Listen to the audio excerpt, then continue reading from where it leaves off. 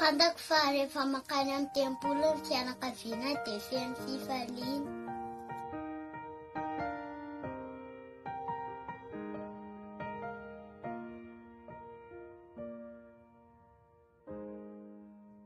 Betsaka ny sakasakana izay nataon'ny Satana.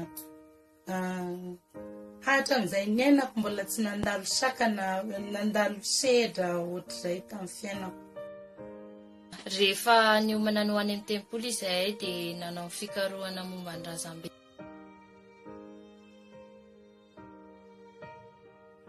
Manome antsika fanantenana izany fa hiaraka isika amin'ireo havantsika, ireo fianakaviantsika, ny raintsika, ny zanatsika any amin'ny fiainana ho avy.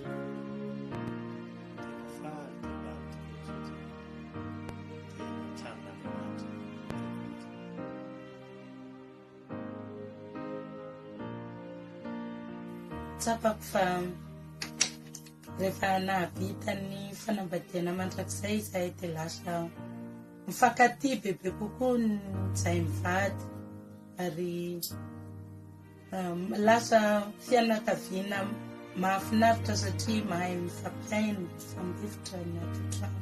Ny fianakaviana tsirairay avy dia afaka ny mandrakizay amin'ny alalan'ny fanatanterahana ireo orthodoxe masina sy fanekem-pihavanana any amin'ny tempolo.